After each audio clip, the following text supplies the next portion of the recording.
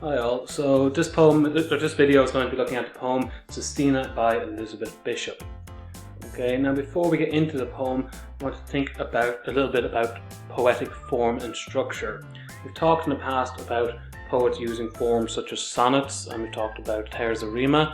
And what I wanted to ask you is, why do you think poets might sometimes choose to use these very strict forms and might choose to follow very strict rules in their poetry? Okay, so the poem we're going to look at today, Sestina, follows a very strict form, okay, and the poet has to keep within that form as she's writing. But why does she choose to use that form in the first place? Why might she want to limit the kind of freedom that she has? So some of the answers that people tend to come up with is, one, it's a challenge, okay? It's a huge challenge, and it shows a great amount of skill from a poet to be able to stick to some of these very strict forms. Another reason, however, is that sometimes poetry can be about very, very personal and very difficult emotions. And this poem is one such case. This poem is very much about a difficult emotion and a difficult memory. And by having the strict form within the poem, this helps the poet to kind of deal with her emotions without getting overwhelmed by them. Okay, so I'm going to read through the poem. First of all, I want you to think, try and find the structure or the form to this poem. So, September rain falls on the house. In the fading light, the old grandmother sits in the kitchen with the child beside the little marble stove, reading the jokes from the almanac, laughing and talking to hide her tears. She thinks that her equinoctial tears and the rain that beats on the roof of the house were both foretold by the almanac, but only known to her grandmother. The iron kettle sings on the stove. She cuts some bread and says to the child, "It's time for tea now." But the child is watching the tea kettle's small hard tears dance like mad on the hot black stove, the way the rain must dance on the house. Tidying up, the old grandmother hangs up the clever almanac on its string. Bird-like, the almanac hovers half open above the child, hovers above the old grandmother and her teacup full of dark brown tears. She shivers and says she thinks the house feels chilly, and puts more wood in the stove. "It was to be," says the marble stove. "I know what I know," says the almanac. With crayons, the child draws a rigid house and a winding pathway. Then the child puts in a man with buttons like tears and shows it proudly to the grandmother. But secretly, while the grandmother busies herself about the stove, the little moons fall down like tears from between the pages of the almanac and into the flower bed the child has carefully placed in front of the house. "Time to plant the tears," says the almanac. The grandmother sings the marvellous stove, and the child draws another inscrutable house. Okay, so there is a very strict form and structure to this poem. Okay, so initial impressions, I want you to think, did you notice anything about that form? Can you spot it? Okay, and you might also want to help you out with that. Think about, is there any particular words that are standing out to you from the poem, and that might help you to find that form. Okay, so I'm going to flick back over to the poem here now, and I suggest pausing for 2 or 3 minutes, read through the poem 3-4 times. Okay, you really need to have a very good familiarity with this poem before we go into more deeper discussion about it.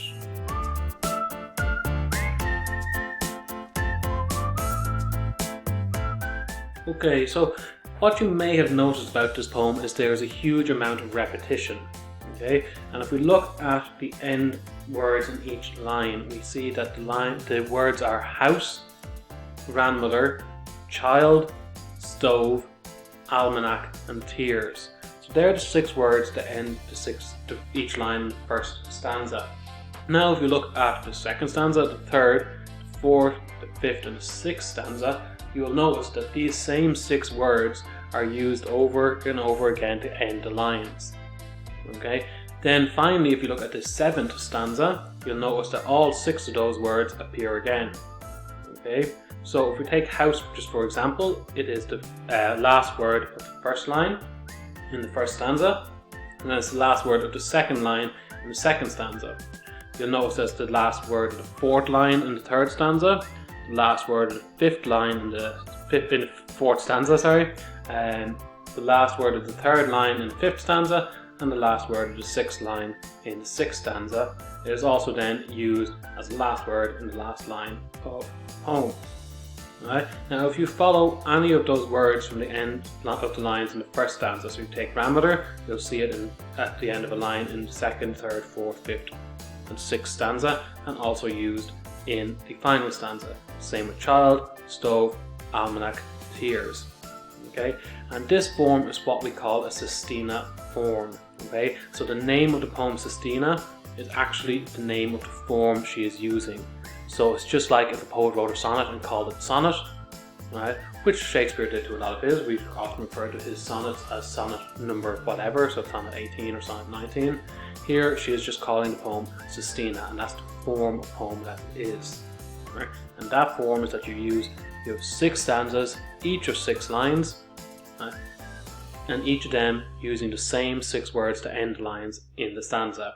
You then usually have the envoy, which is the last stanza there, 3 lines long, and uses all 6 of those words again.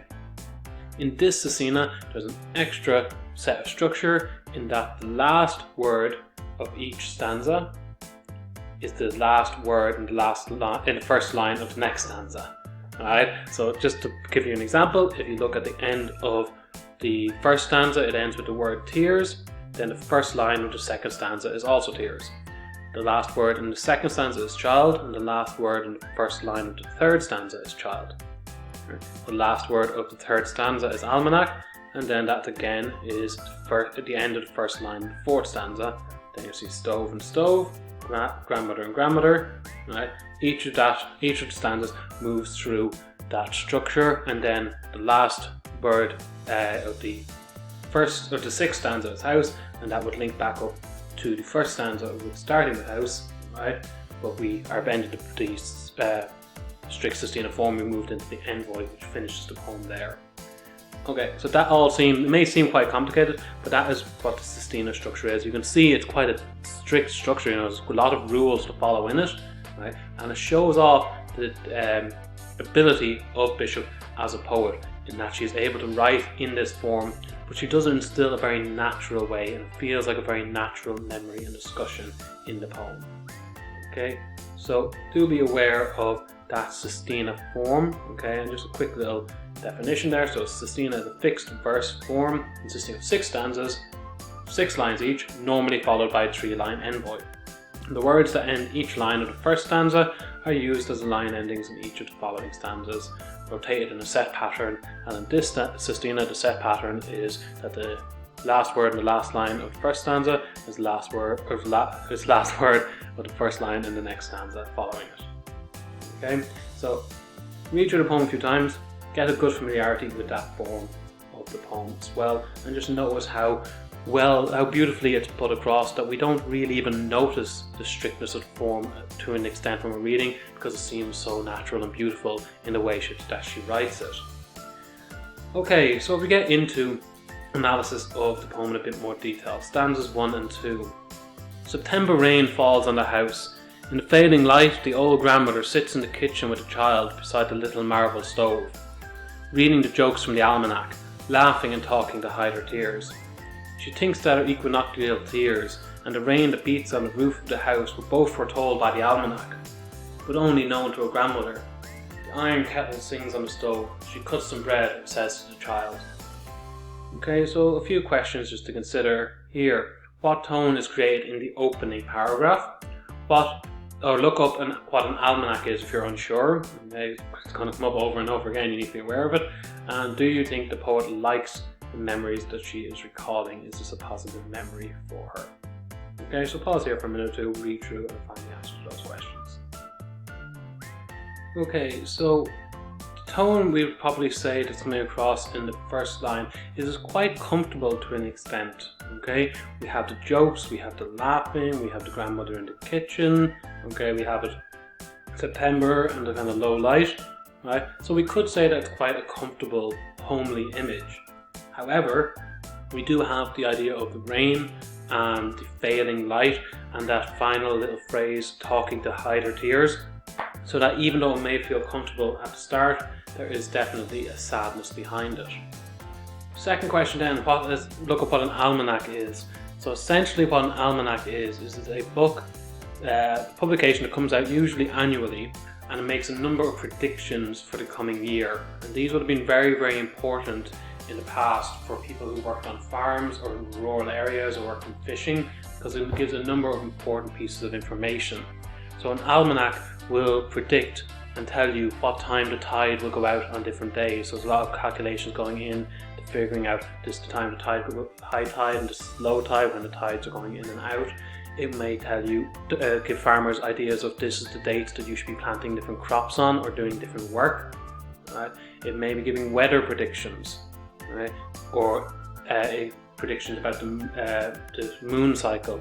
Right? It could also have just some miscellaneous information in there, so jokes and stories and songs and things like that.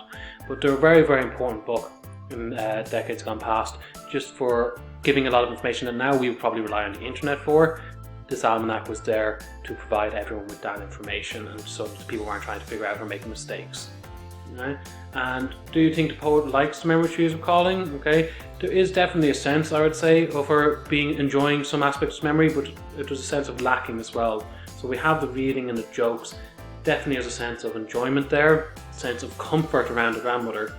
But the idea of the tears and all the sadness that keeps coming up is definitely going to point out that something is maybe not perfect in this memory.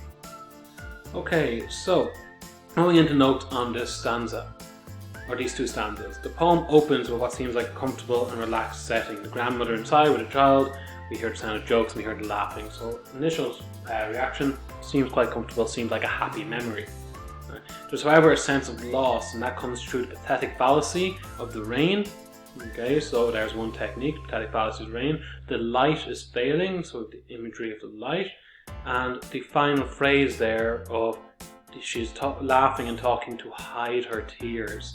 Okay, it definitely tells us that things are not really okay, that she's maybe putting up a false bravado. The absence of the parent stands out, and there's an implication this is the reason for the grandmother's tears. Okay, there is no parents mentioned whatsoever in the poem. There's an allusion possibly later on, but there's no direct talk of a father and mother. And as we know about Bishop's, a bit about Bishop's life, we know that her father had died when she was an infant, and her mother was by this stage committed to a mental asylum, and that is why Bishop is with her grandmother, so we can understand where that pain and those tears may be coming from. The child sees the grandmother as all-knowing in the centre of her universe. Okay, so we're given a very childish persona here. She looks to the grandmother, and the grandmother is almost this magical hero who knows everything, and that is very much the way young children will look at the central adult in their life, because the adult knows so much more than they do, that they look to the adult, and the adult seems like they are infallible and they know everything. And she knows that the grandmother gets a lot of this information from the almanac, but it's something that's only open to the grandmother. It's a secret that the grandmother has, but only she can access the almanac. So really what's going on there, Bishop is setting up the childish nature of the innocence of the child, I should say, rather. The deep sadness of the situation in this tears are hidden behind everything. That all of this is, there's definitely a sense of grief over all of this, between the rain and the tears and everything. And this is somewhat eased, I should say, by the use of everyday situations. And this is a very human thing to do, that when terrible and sad things happen, the routines of everyday life can offer us some solace. So here we have the iron kettle on the stove and the grandmother cutting bread. These everyday routines and jobs just get her through the terrible sadness of the situation. Right? In terms of those words that keep being repeated, so the house, grandmother, child, stove, almanac and tears, this gives us an insight into what is important in this memory, and possibly important in the entirety of Bishop's childhood. So having a house, having a home, we know that she struggled with that concept. The grandmother, okay, there's a huge amount of love in this poem for her maternal grandmother and the time she spent with her. Obviously she's a child. We have the homely image of a stove, we have the almanac. Also that tears coming across shows that sadness and pain and grief were very much part of Bishop's childhood, unfortunately. If we move on then to stanzas 3 and 4. It's time for tea now, but the child is watching the tea kettle's small hard tears dance like mad on the hot black stove, the way the rain must dance on the house. Tidying up, the old grandmother hangs up the clever almanac on its string. Bird-like, the almanac hovers half open above the child, hovers above the old grandmother and her teacup full of dark brown tears. She shivers and says she thinks the house feels chilly, and puts more wood in the stove. So 3 questions just to think about as you look at these 2 stanzas. What images stand out most to you in stanza 3? Why do you think the poet chooses the verb hover in the 4th stanza? And what do you think the poet's relationship with her grandmother was like? Okay, so again, I'm just going to suggest you pause here for 2 minutes and try and find the answer to those questions.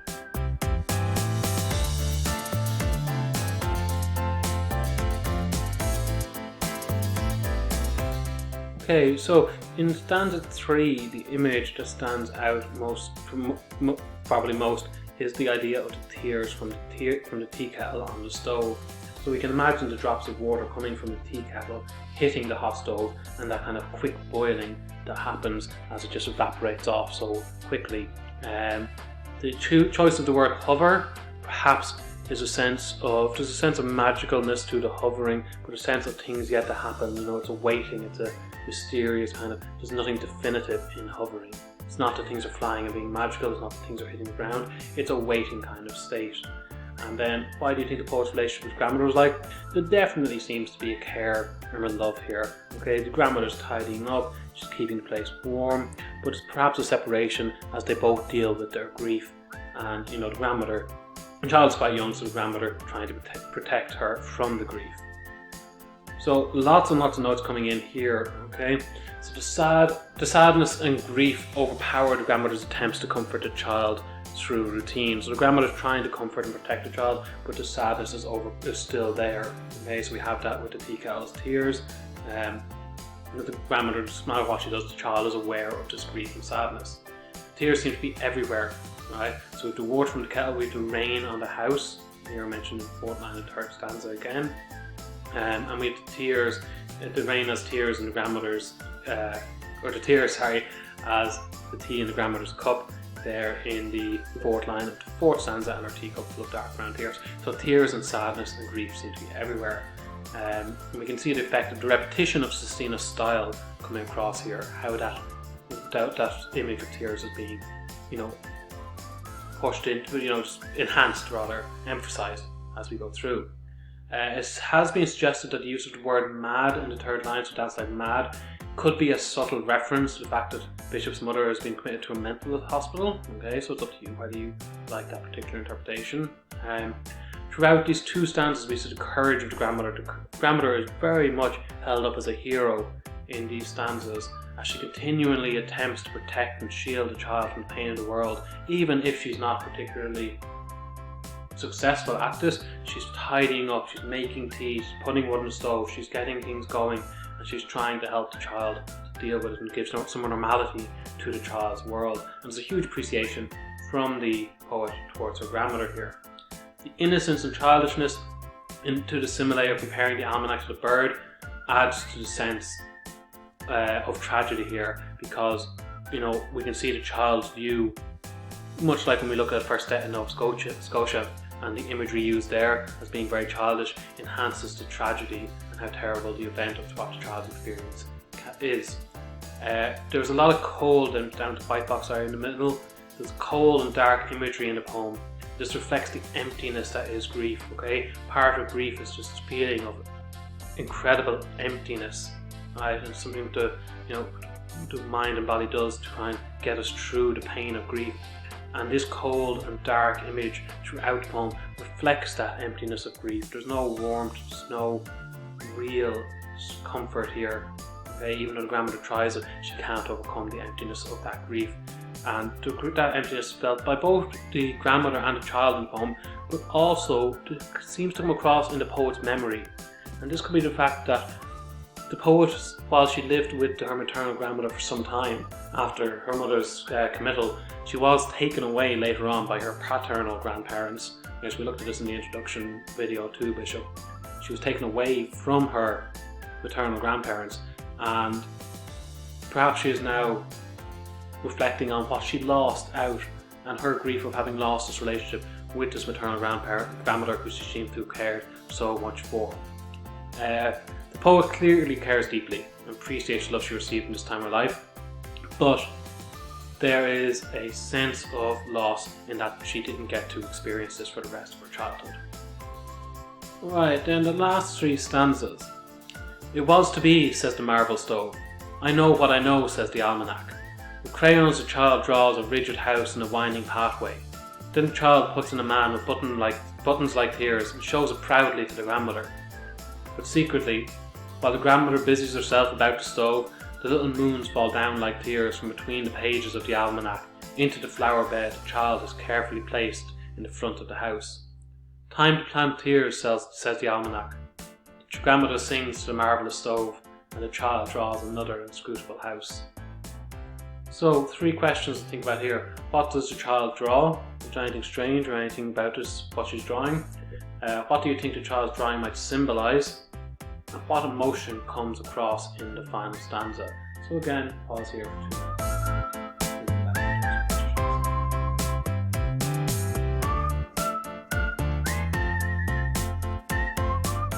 Right, so the drawing that the child is a rigid house with a winding pathway, and this is very much an image that you would expect a child to be drawing.